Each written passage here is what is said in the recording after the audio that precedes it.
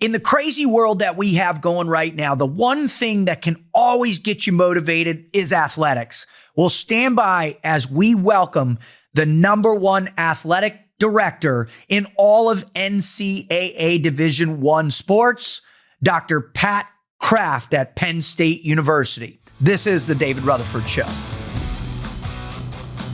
One of the most important things that I think all people can ever participate in is athletics. We learn so much about ourselves, about working with teams, about working in a mission-oriented focus, and really pushing ourselves to be the best version of ourselves. Well, in this country right now, in my opinion, the number one athletic director by far is Dr. Pat Kraft at Penn State. And this year alone, he has transformed the storied institution into one of the most successful athletic departments around. And the reason he does it is because he teaches these young people how to win. So ladies and gentlemen, I'm so privileged to welcome one of my favorite people of all time, Dr. Pat Kraft, to the show. Doc, hey, how are you doing? I appreciate that, Rod. I was squirming in my seat a little bit because, as you know, I don't have that much to do with what we're doing right now, but I appreciate that from an alum. I will say, do you know who was I forget who was our guest speaker at our first all staff meeting this year before we embarked on one of the best years in the history of this storied program? Who was that? Do you remember who that was? I don't know. He looks a little bit like me. Yeah, oh, that's right. That's right. It did coincide with you doing that. So I give you as much credit as anybody else to getting us off on the right foot. No, man. I've been a part of this institution for a long time in a bunch of different ways, and the energy that you have brought. I mean, just looking at this year alone, national championship wrestling, national championship volleyball, Final Four football, Final Four for the first time, men's hockey, Final Four lacrosse, and winning seasons across the 31 different sports. But the one that really is highlighted for me, and this is the thing that I thought was incredible, is that for the student athletes who excelled academically this year, the overall average was a 3.32, right? 636 students achieving a 3.0 or higher. So, that type of excellence is indicative of the culture that you're bringing. Can you describe when you got to the university, what was your main focus, and what's now percolating across all the teams? No, I appreciate you referencing the academic side of it too, because here that part gets lost in our world right now with all the revenue talk and the house case and paying money, and it is a big business. I'm not dismissing that, but at the end of the day, our student athletes are the people who we serve every day. That's who I serve every day. I happen to have 833 different schools have different amount of athletes, but I have 833 students. And as I tell them, they're my children. I have my 2 kids at home, and then I have 833 kids here. Yes. But I think when I got here 3 years ago, if I'm being really honest with you, bud, I think there was a siloed approach. The way we communicated, the way that we looked at competition, and the way we looked at everything we were attacking as an organization. And it's just different than the way I approach it. My philosophy is always, just give me your best, do the best you possibly can. Classroom, socially, competitively. And if you do that, good things will happen. And then you have to really surround yourself with really great people. And I think 3 years in, and we've been very blessed to have success along the journey. I think this year kind of was the acceleration of that. And I think we still left a lot of meat on the bone. And I think none of us are satisfied within these walls. I think we see it as a lot more for us to accomplish next season. But I think it is coming around to everybody feeling that they're holding on to the rope. And no matter what you are or what role you play or what sport you play, you're important. And our student athletes are really special young men and women who get it, and they want to be the best. They want to be elite, and we just got to fuel that fire. One of the hardest things I think for most kids, they come out of wherever they're coming out of, and you guys recruit from all over the country, all over the world, really. Yeah. I mean, it's incredible. And they show up, and a lot of people don't realize just the arduousness of being a student athlete at an elite level program. Can you describe some of the impact or the commitments that you see from these student athletes, whether it's football or volleyball or whatever it might be? Yeah, I think you're 100% right. People don't really understand the commitment that they're making to being successful. It's why I tell them all the time, they're going to be really successful and they leave our little world here, because they're being trained to understand the time commitment it takes to being elite. They understand, we think it's silly, but sleep, why that's important. They understand, hey, your diet does impact how you approach a day. All these things that, we see as adults, and we look back, especially if you're in a competitor, like, oh man, why didn't I listen to that a little bit more? Right. Like right now when I'm trying to lose weight, I'm like, oh, and it hurts to run or walk on a treadmill. I think they see all these things. They're much more in tune to their body. They're much more in tune to their surroundings that they're involved in. And I think from academics, remember now, we're not just telling them to be great at like one thing. We're laying out a list of things. That's a lot of pressure. And one of the things that we try to deal with is, hey, you also got to be a student. You just got to be you. And that is really hard in this world now because of so many people can come at you. And so as much as I talk to them about, hey, we're going to go win and we're going to go 100% into everything, there is also the talk of taking care of yourself, understanding your body needs rest, understanding your mind needs rest, understanding that the care that you give yourself and your teammates actually is as valuable as doing the extra lift, doing the extra run, doing the extra study. And so it's a very holistic approach. I've had that. It really stems from my time at, Loyola, Chicago, and in the Jesuit tradition of mind, body, and spirit. And it correlates no matter where you are. It's not a religious thing. It's about, can we make the mind right? Can we make the spirit right?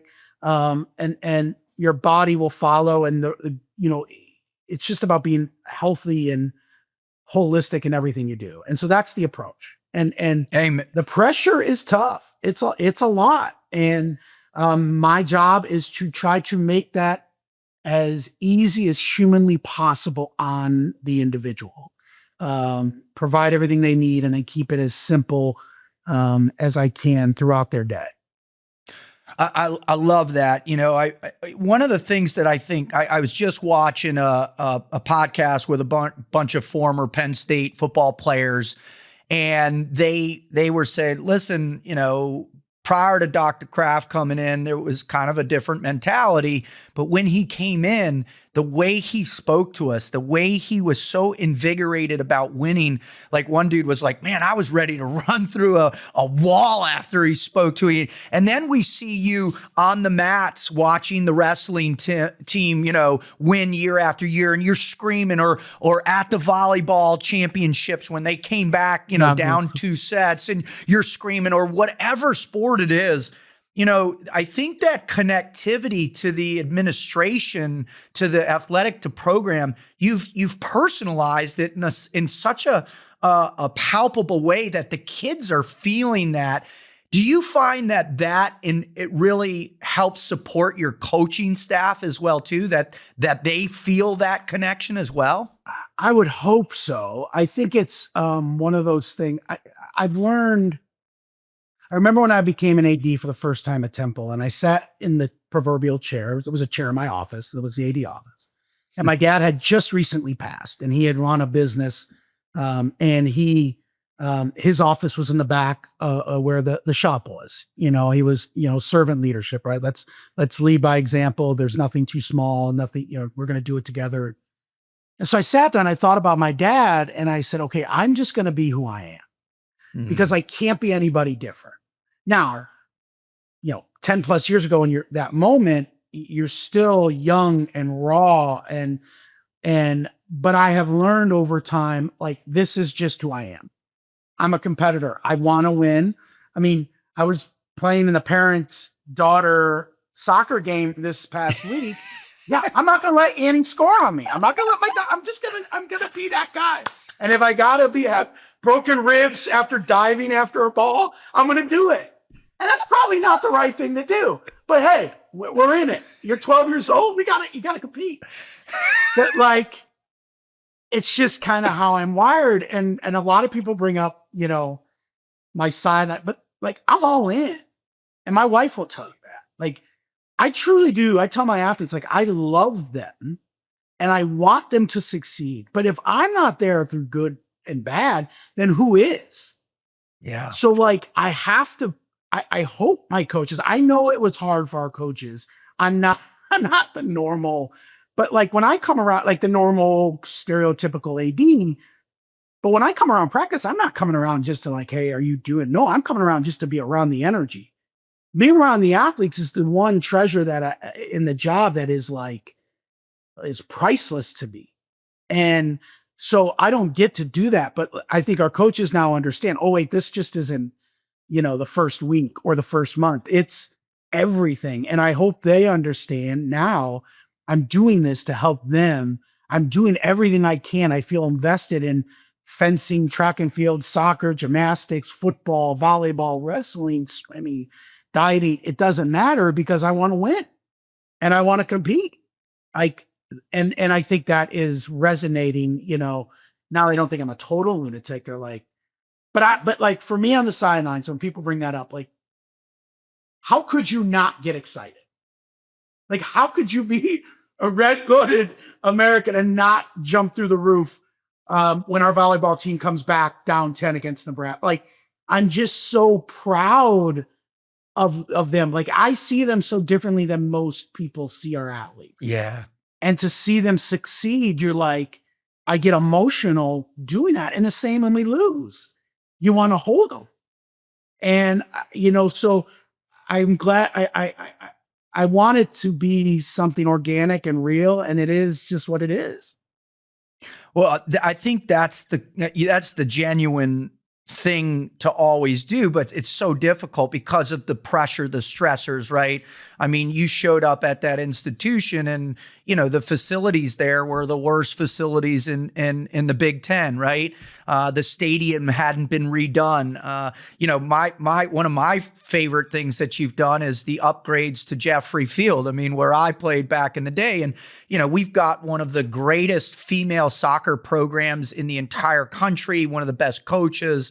I just saw recently one of our recent graduates scored her first winning goal in the female professional league. And it's like, and now all of a sudden, this with, the momentum, are you finding it more, less complicated to fix all of those kind of hardcore administrative problems, to bring the money in, to bring all this? I saw a recent article that, they said, you were going to go work with private funding and all this stuff. And you're like, hey, no, we are the funding, Penn State, the alumni. So can you talk a little bit about, now that you have the momentum, supporting the athletes, supporting the programs with all these new renovations and additions? Yeah, I think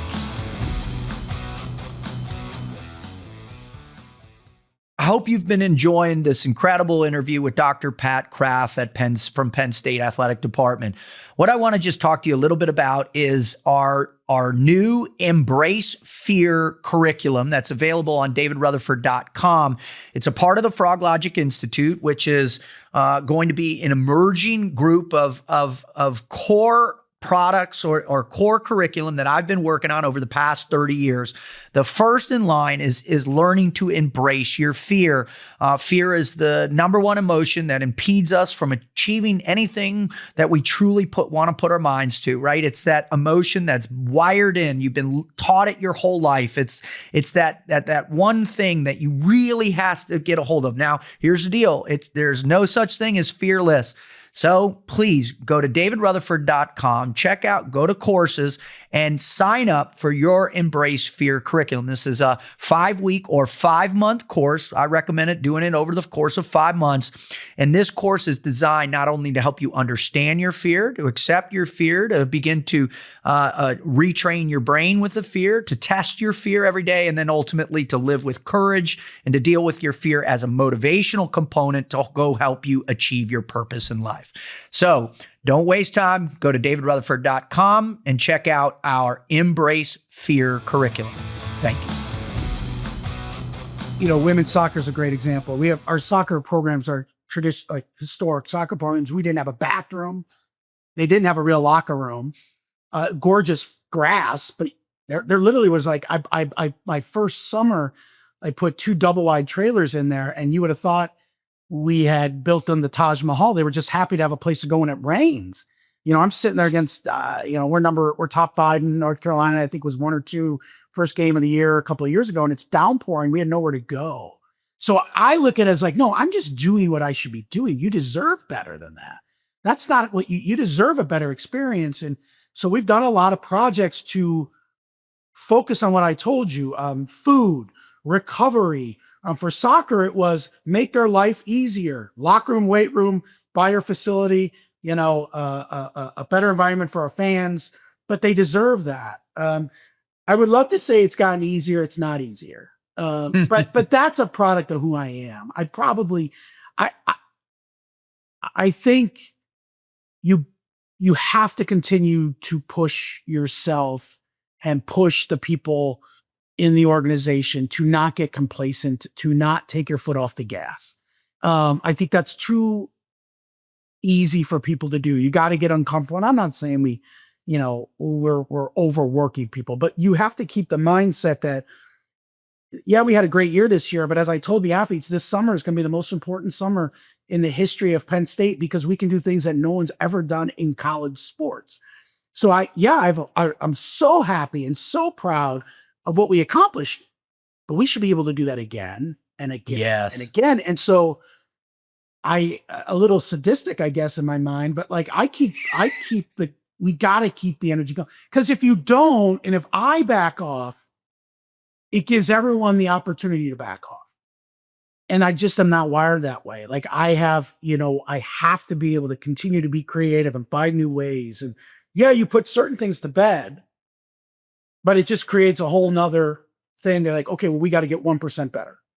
How can we get 1% better? Eric and I had a great conversation this offseason. Our women's soccer coach said, okay, how do we, like the ball can go one way or the other, but how do we get ourselves just a little better? And I think she's the best coach in college, but we all need that. They challenge me, I challenge them. And so, yeah, well, look, we have a historic wrestling program. You know that. Kel's, I think, the greatest coach in the history of coaches, not college, anything. What he does and what our athletes do there is truly remarkable. And they're incredible human beings. But I do think sometimes people take them for granted. For them to reprocess and take that winning and how hard it is to do what they do and to watch it. Because there's 2 weeks where I really am embedded with them. We go Big Tens to NCAAs. And for me to watch what they do at that moment and do it so graciously, so incredibly successful. And you're like, well, you don't ever want to get to a place where like, yeah, we're going to win the national. No, every year we're like, okay, how do we get better? How could you get better? Well, we could get better. We can keep getting better. And so that's just kind of the way I'm built. And I think the way we're built here, and I'm blessed because, and right, a lot of our coaches, you had Guy on. I have great coaches who think the same way. Yes. And so when you can give them the ability to even push further, then they'll do it. And so we just keep, it's not easier. It's not. It's fun. Well, that's where you are sadistic, right? It is like the pain of winning. And I think, Kale and his program are the perfect examples of that, right? I mean, to win 4 national champions in a row and to become the greatest wrestling program in history. And I agree with you wholeheartedly. He is the best coach to ever have coached. And trust me, I'm not, old enough or young enough not to, put John Wooden in there for sure, or some of the other great, legends, Bear Bryant or whoever. But what I'll never forget, a couple of years ago, the last time Penn State went to the Final Four, I was working with the captains that year. And the first thing I did at the beginning of the year, I said, go talk to the captains of the wrestling team and ask them what their culture is about. Ask them what they do. How do they cultivate it? How do they embody it? What do they do every day? And so can you explain kind of your philosophy of culture to be at Penn State, not only as a coach, as a supporter of coaching or the administration, and then also as an athlete? What is, if you could define the culture of being a Penn State athlete, what is it? Well, I'm glad you bring up culture, because I think culture, I'm a firm believer, culture is what drives everything. If I'd sum it up, grittiness, toughness, like we have to out tough everybody. In this world, this new world with the house case and everything, tougher teams will win. And we talk about hockey team, tougher team on the ice this year. They didn't flinch. You can't flinch. Volleyball, don't flinch. They didn't flinch in so many instances where they could have bowed down. That's toughness. Toughness is, I tell them all the time, that's not getting in a bar fight. That's actually a sign of weakness. Toughness is going to class, doing the extra work, being a good teammate. So when I look at who we are, and going all the way back to when you were here and everybody, like, there is a level of grittiness and toughness to what we do.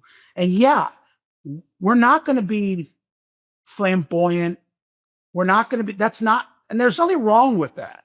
But here it is, right? It's the simple uniforms. If you look at our new facilities, they're very they give the needs that what we have to have, but they're not, hologram pictures. And no, it's a place to go get work, go get rehab, go get it done, and come together as a group. So I think that culture is what is driving us to succeed. And then it's this, let's not back down. We are Penn State. So have a chip on your shoulder and go take it. It is never going to be given to you. I don't care who you are. But if you don't go and take it, then you're never going to get it.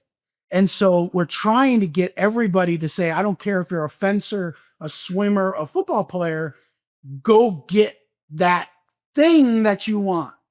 Go 110 to that.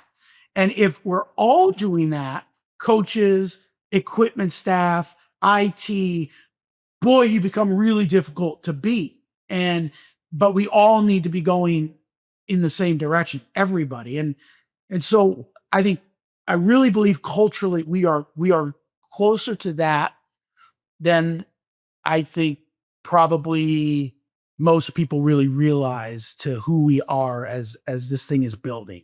And that toughness is hard when you're this big. That toughness piece is really hard to get ingrained. But you saw so many examples this year. Yes. Football at SC. Wrestling in the third round where everyone thought the sky was falling. We're still up 30 points and we lost a couple matches. And then the next morning we go 14-1 and set it all up, right?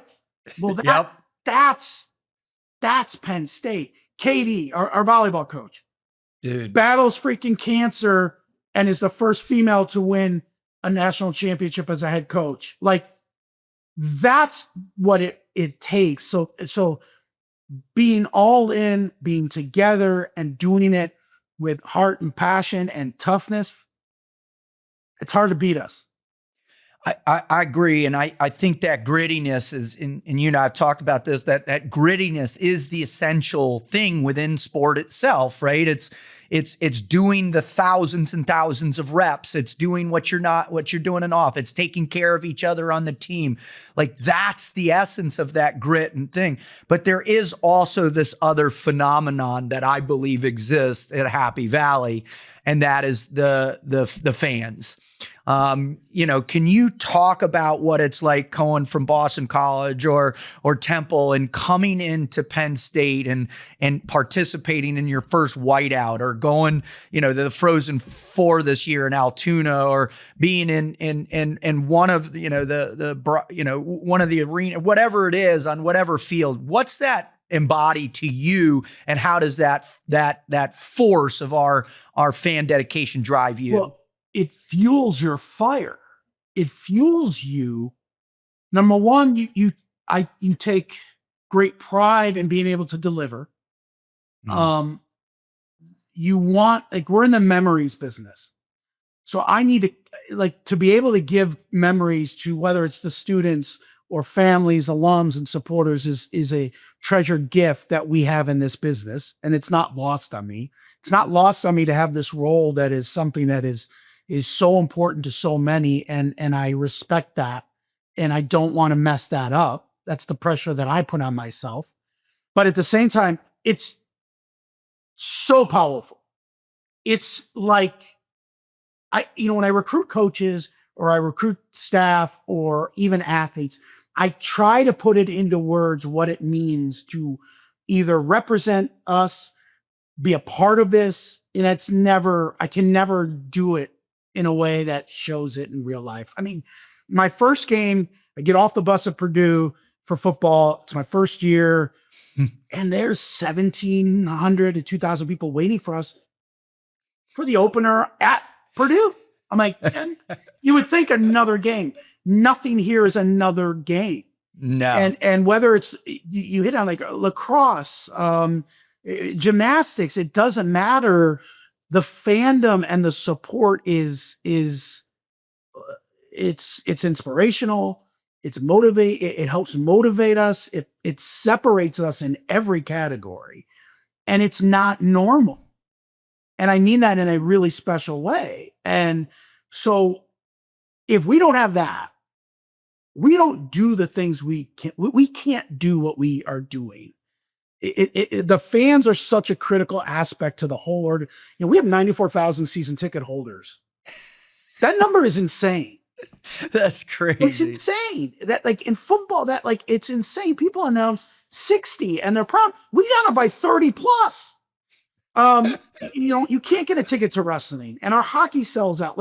And so the impact, lacrosse, the impact and the passion of our fans is so powerful. What I do think I've learned in 3 years here is we all, as Penn State Nation, need to stand up and stick our chest out and say, yeah, we're Penn State. And not just talk to each other, but talk to everybody and say, no, we are elite. We are the best. We are the best base in the country. We are the strongest institution in the country. We are the best athletic department. That's okay to say. That's not cocky. That's just confident. And as we say, that's juice. And that's the juice. And we Penn State, I think we're helping to fuel that fire in athletics. But right, it's a powerful, powerful thing. Our 800,000 alumni, and no matter where you go in the world, you're hearing a "We Are" chant. And everybody can say they're powerful. They're not as powerful as us.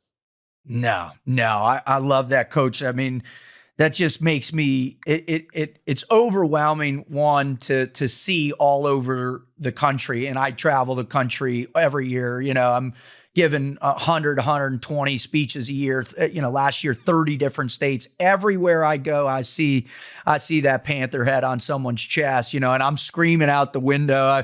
I forget where I was, some state, and I see this woman and she's got it on. I go, "We are," and she looks at me and she's like, "Penn State," and it's that energy, man. It's that thing that comes with the grit and the determination. So, last question for you, let you go.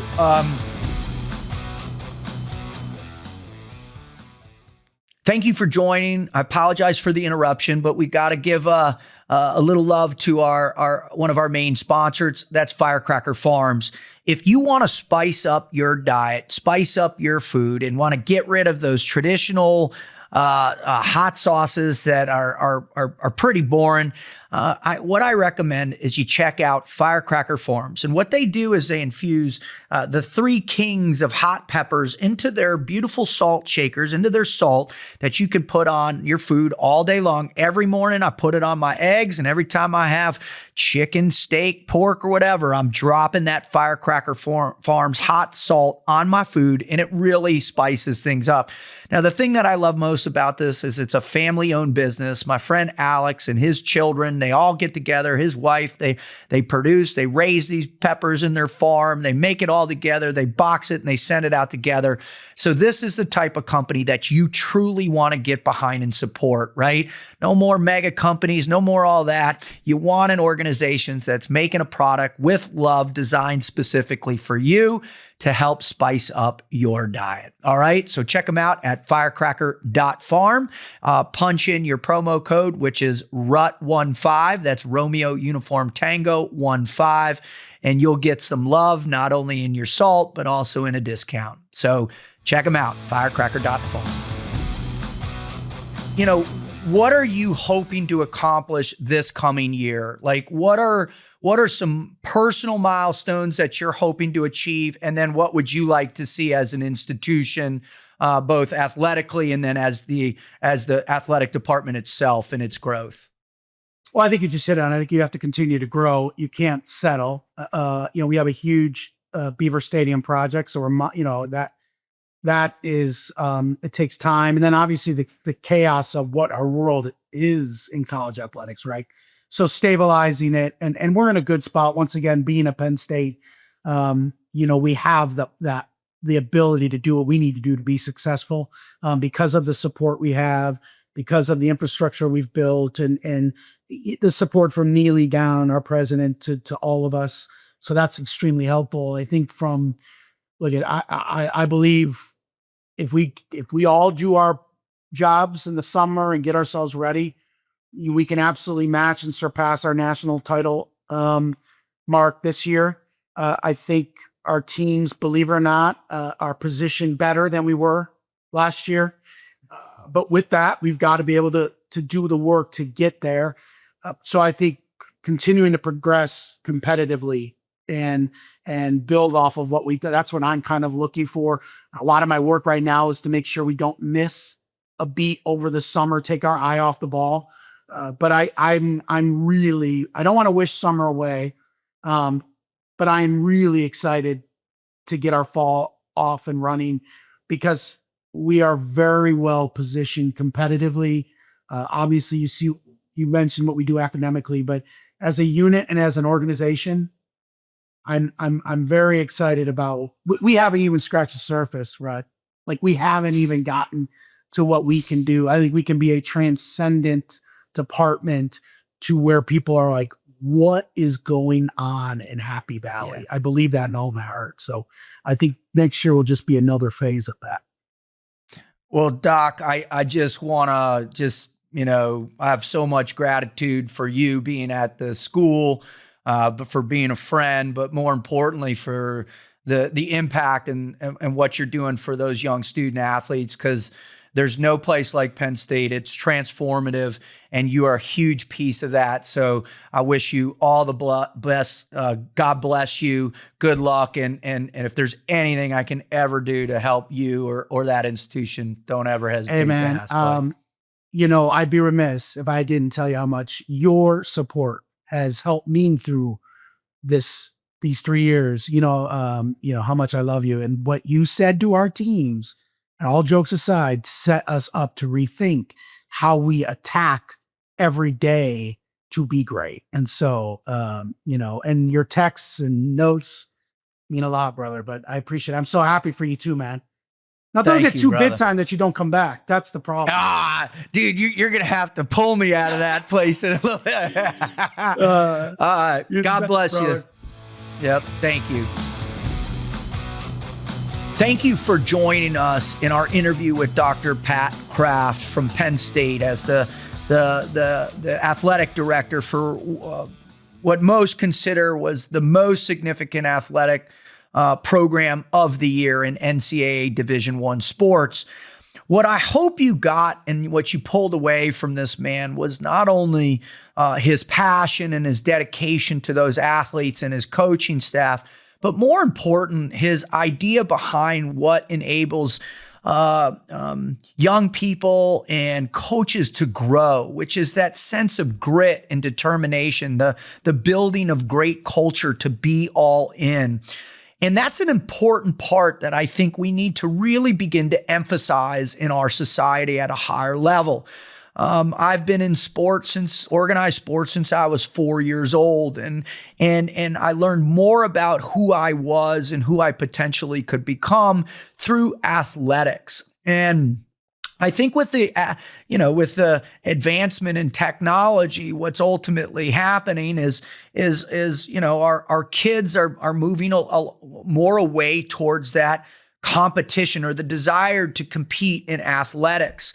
And then I also think that there's a negative component of the travel leagues and what they've done, overwhelming kids and overwhelming parents, quite frankly, and coaches. I mean, there's a lot of people I know that have wanted to be into coaching or gotten into coaching in travel and then ended up quitting because of the madness of the parents, the intensity of the leagues, and just all of the negative aspects that seem to be, fusing their way or infecting the beauty of what sport can be. And what I want to emphasize is that if you're struggling, if your children are struggling, if your high school or your college is struggling, lean in, like Dr. Kraft said, lean in and support them. Volunteer to go coach your high school football team. I've been working with the high school I went to. My kids go to this. I've been working with their athletic department and specifically the football for years now. And the reward that I get for having some small influence on these people is overwhelming. And it also contributes. Obviously, many schools around the country don't have the financial opportunities as Penn State does.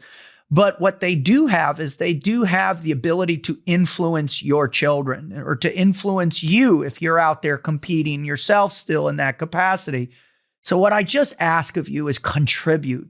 Get involved. If you're going to be a coach, be a guest coach for one season a year or just show up for one practice a week. And if you're a player, listen to what he was saying. Contribute to the advancement of the culture, really get in and understand the long-term positive impacts of what sport will do for you. Listen, we're a country that seems to be pulling apart at the seams a little bit. And the one thing that always kind of keeps us together is our fascination and our desire to want to be a part of athletics. It's the thing that really exemplifies what's best in each of us and what's best in us as a society. So don't be afraid to volunteer. Thank you so much for joining me. If you love this show, please add a comment, give us a 5-star rating, but more importantly, share it with somebody that you know's in the athletic world. Share it with a young person that's thinking about involving in sports or leaving sports, but share it around so we can inspire other people to feel the benefits of what athletics can do. Thank you so much. I'm your host on The David Rutherford Show.